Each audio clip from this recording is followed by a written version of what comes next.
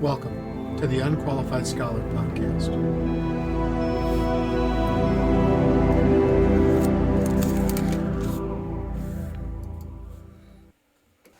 Hey, whenever and wherever you are, I hope this finds you well. We're talking about communication in marriage. This is the In Case You Missed It edition. We had a training last night at our Brooklyn campus about communication in marriage.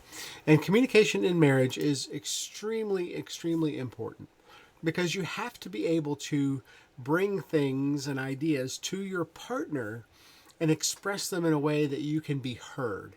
That's the big point. That's the big takeaway. To express an idea or a feeling in a way that your partner hears you.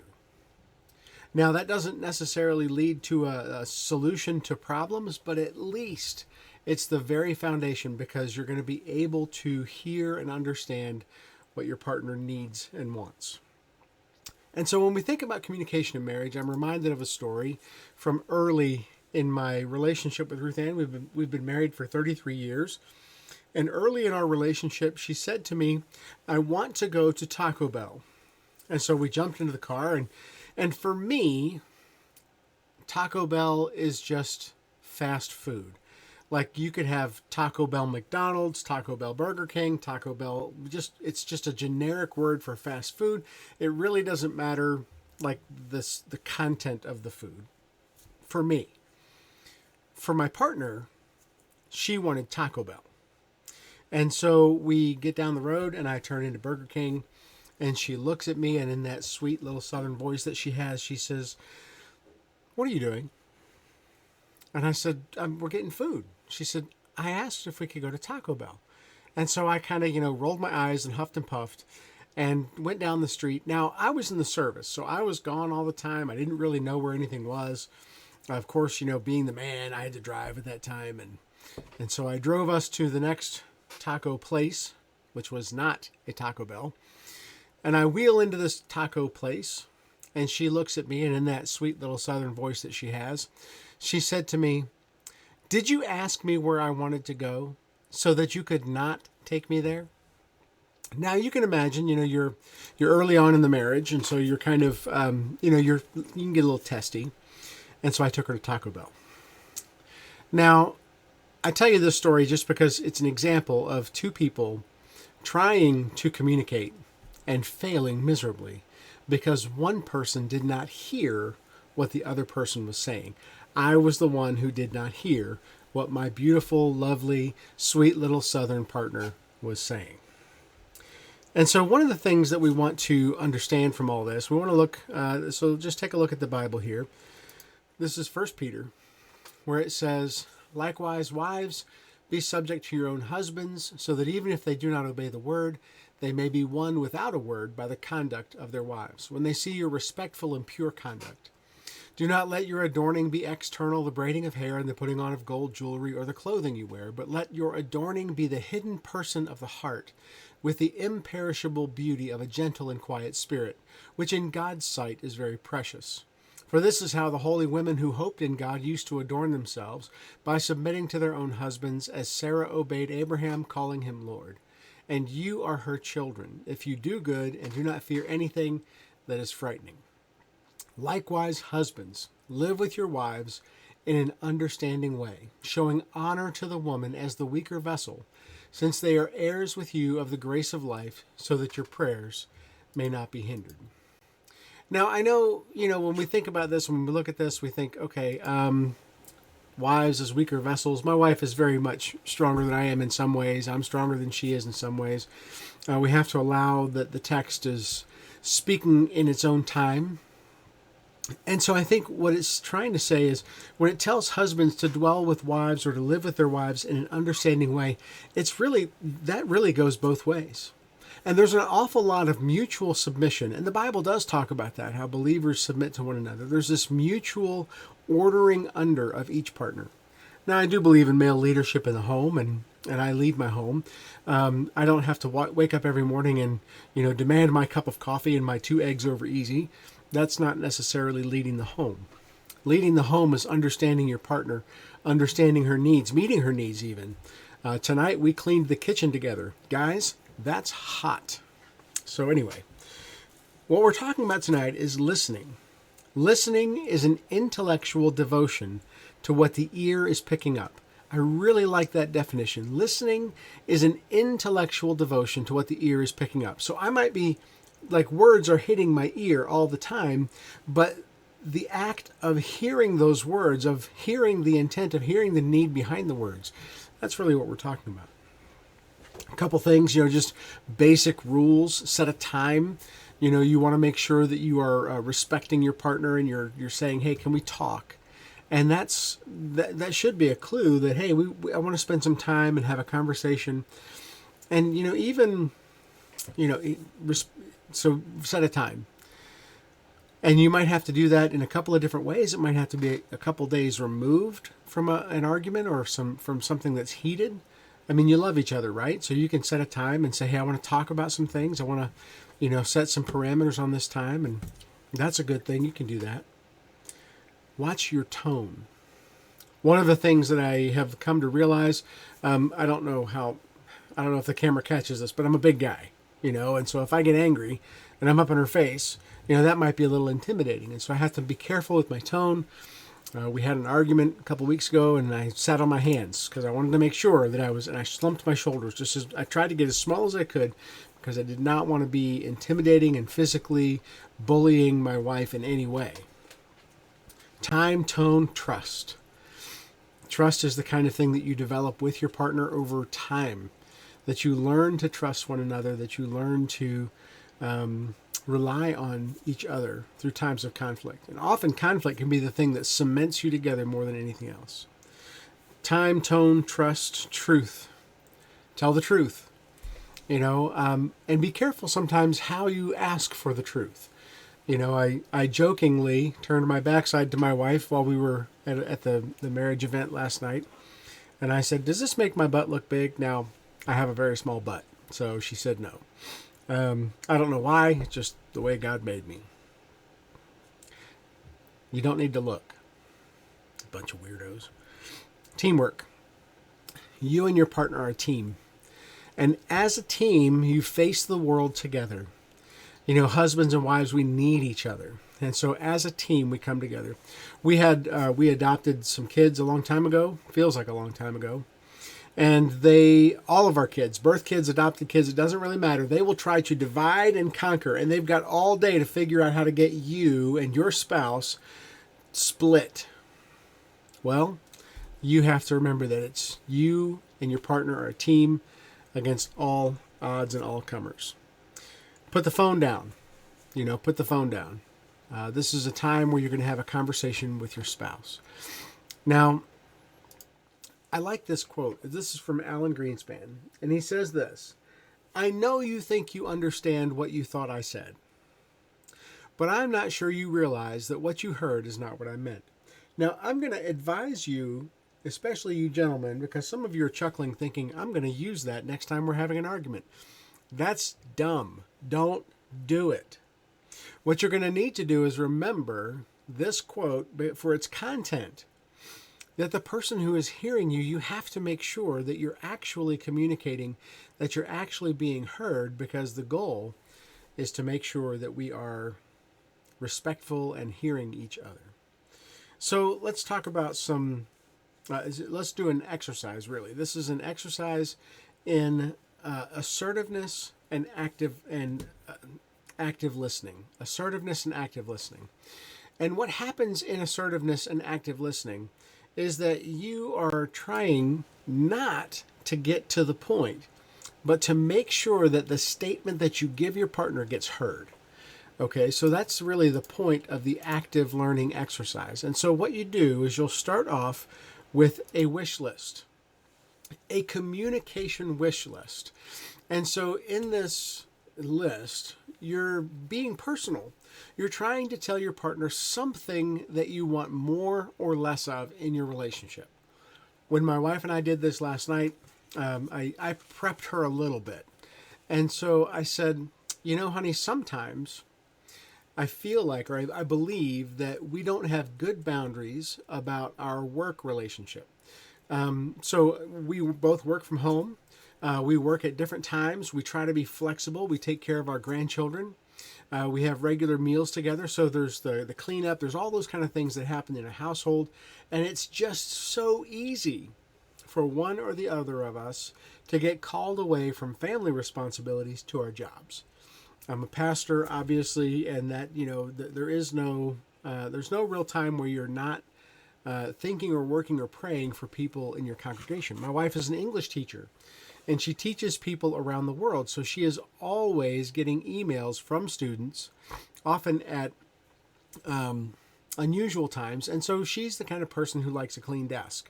So there are times where she gets caught up in an email thread where she's answering questions or doing something.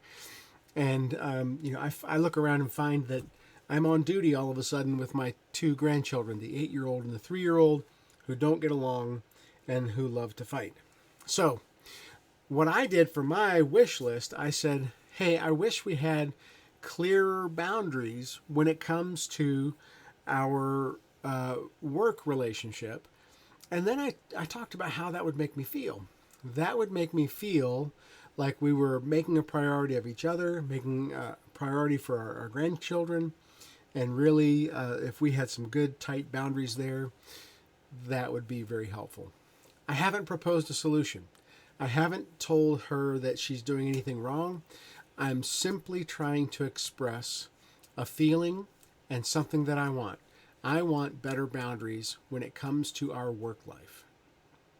And so what my wife did is she received that. Now, she has what we like to call lawyer mode, where I will propose something or talk about something, and she will instantly tell me the 5 reasons why it's a bad idea, and I haven't really thought it through.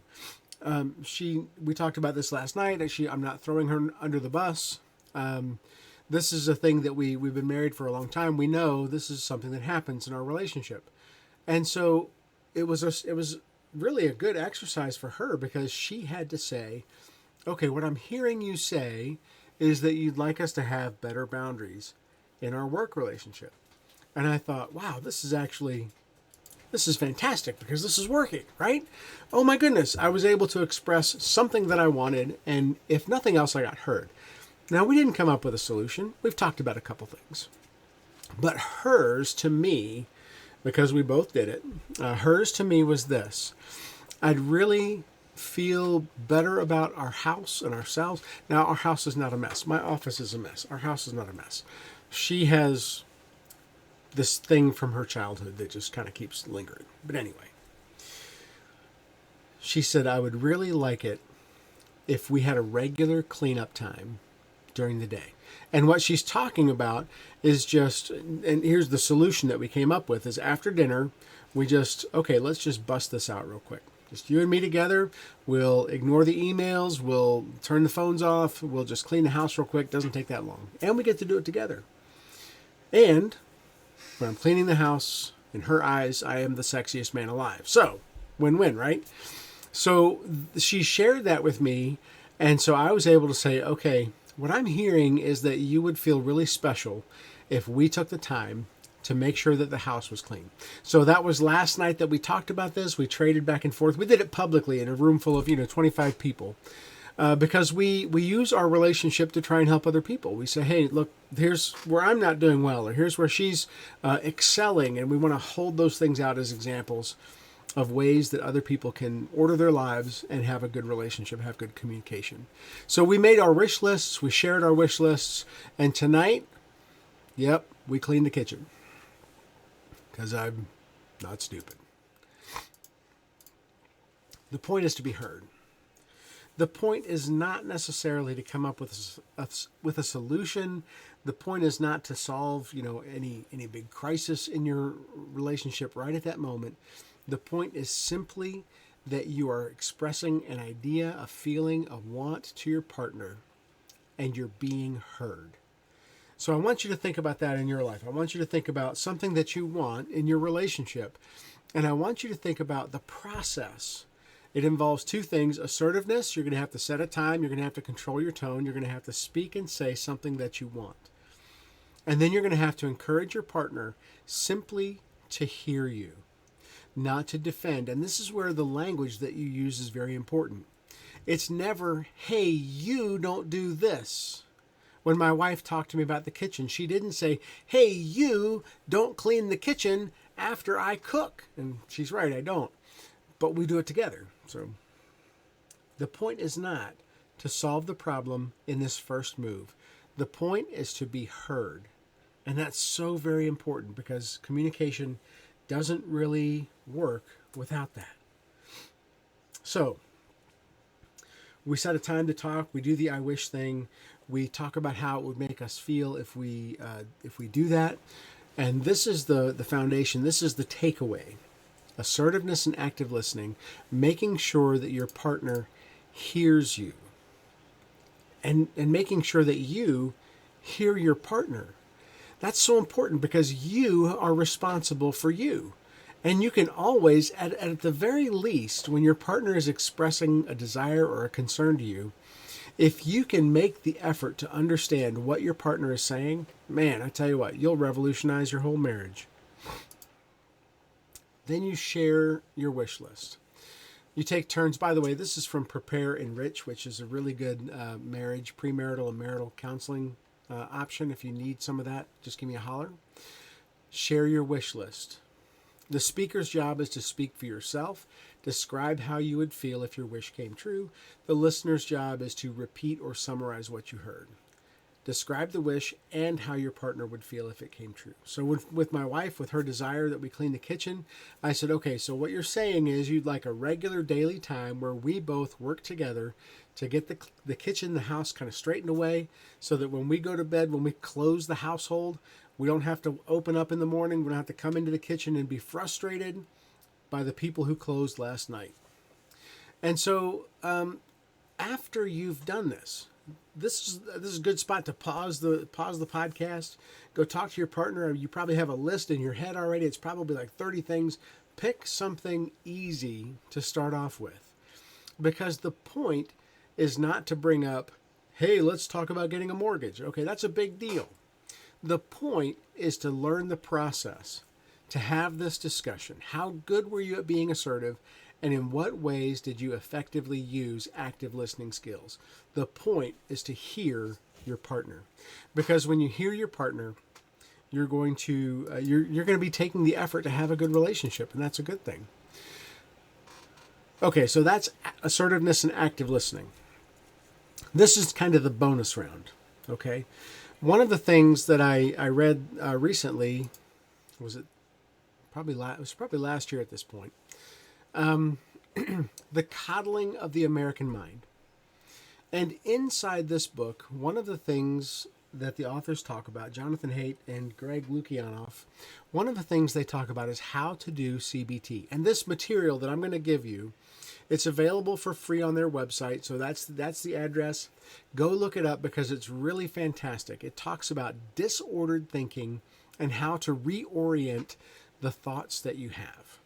And so let's walk through some of this because this is really good. When you feel anxious, depressed, or otherwise distressed, take a moment to write down what you're feeling. So many times, the things that are happening inside of our minds and lives, we never really make them concrete.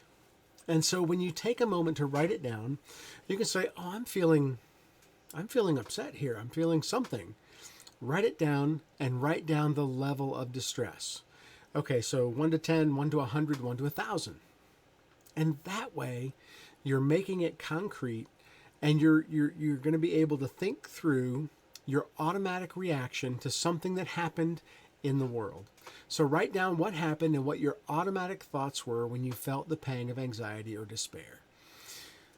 Okay, so one of the things that happens to us all the time is that things happen in the world. Right now, let's hope by the grace of God we are on the tail end of the coronavirus pandemic. And how many times was there something that happened, some news item or somebody in the grocery store or any number of things that just triggered anxiety or despair? And how do we even continue to move forward? There was a lot of fear. What happens if I get it? What happens after I got it? Some of us are still dealing with that. There's war in Ukraine. American troops are being mobilized over to NATO countries as a defensive move. Some of those troops are our kids and grandkids. Some of those troops are our brothers and fathers.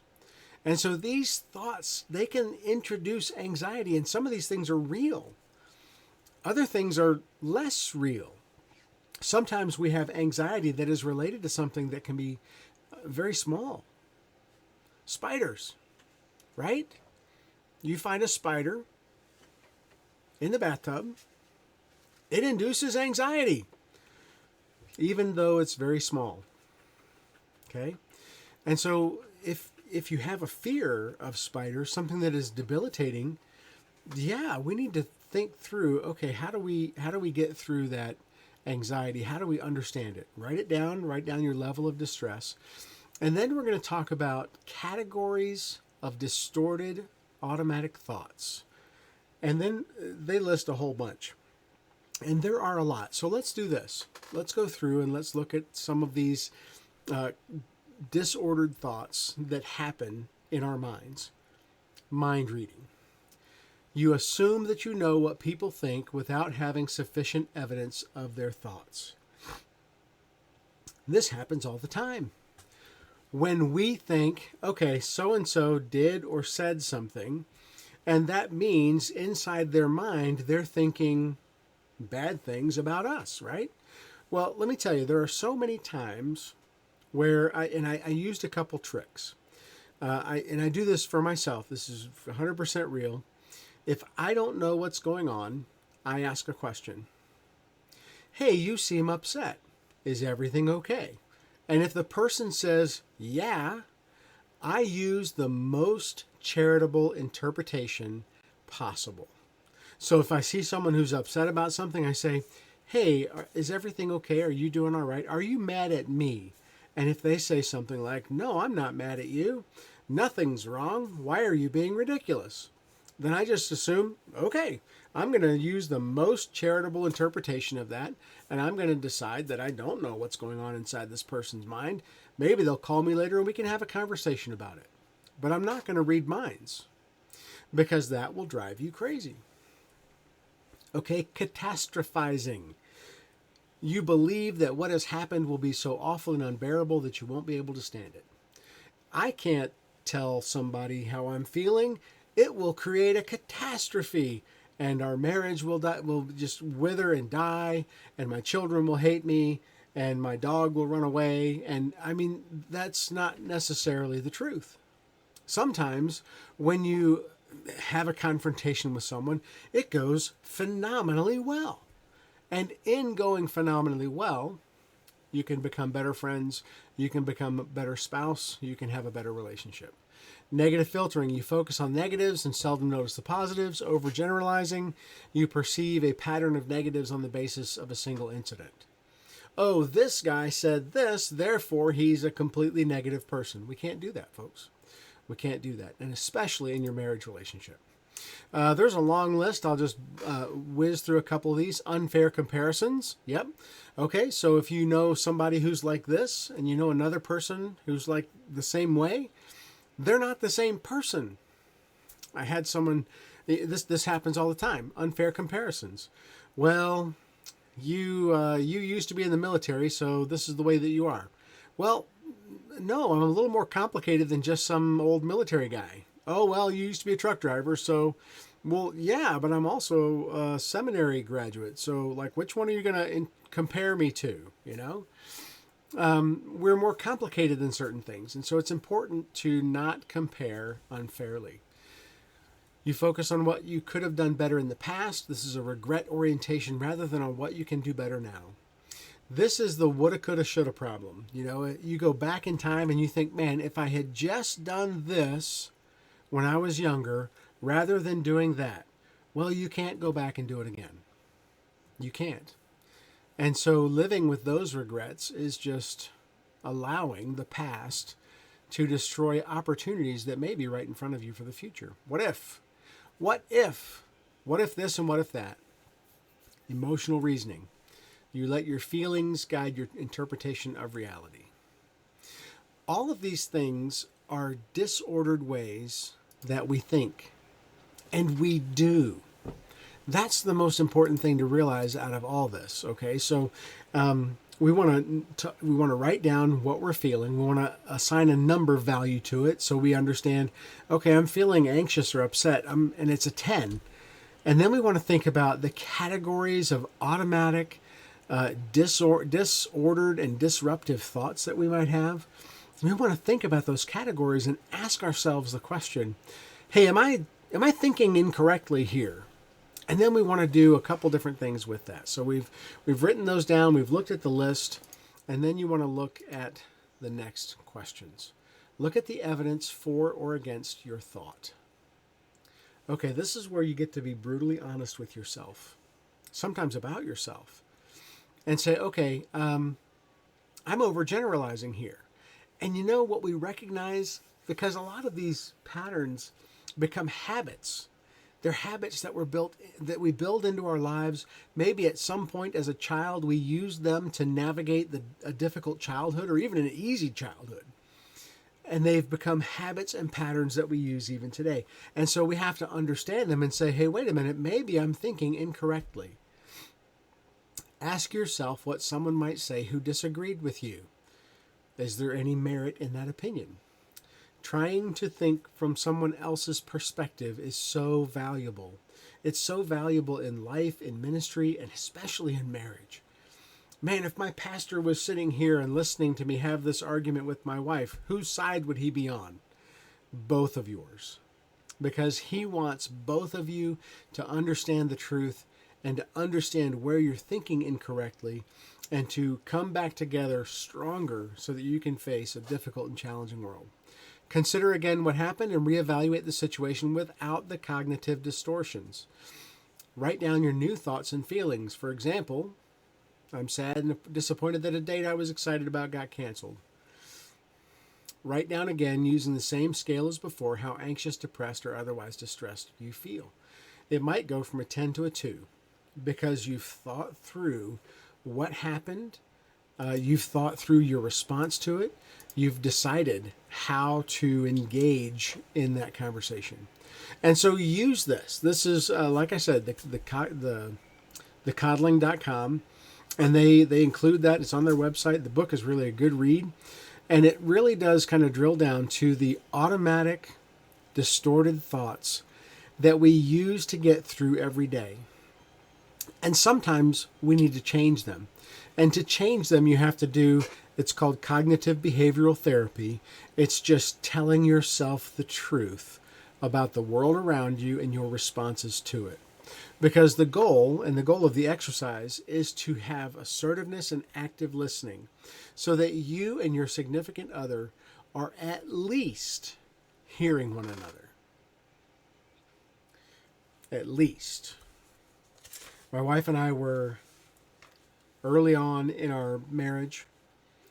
We were out to dinner. And a very nice restaurant. I think she got fish. I didn't get fish because that's not food. And so we're at dinner and she was sitting there. We were talking. And she was thinking, I wonder if he likes me. Wow, isn't that crazy? We were married. Of course I liked her. I was crazy about her. I mean, she's my wife. She's the standard, the woman by which all other women are compared and fall short. And I want that in your relationship as well, that you and your spouse are able to communicate, that you're able to at least sit down, have a conversation where you're telling your partner something that you think or feel or need. And I'm sure that as you practice it, it's just like everything else. The more that you practice, the easier it comes and the better you'll be at it. Now, I would be remiss if I didn't offer, at least here at the end, that if you need help, if you find that you're just not able to keep moving forward, by all means, reach out for help. You know, we have at Heart of the Lakes Church, we have 3 different pastors. You have like opportunities abound. You know, we love to get phone calls from you. We love to get text messages. We love to pray for you. We love to help you. And we are not territorial. You can call any of us and you can say, hey, I'd love to have coffee. Can I sit down and talk to you about my relationship? Yes, we'd love to do that with you.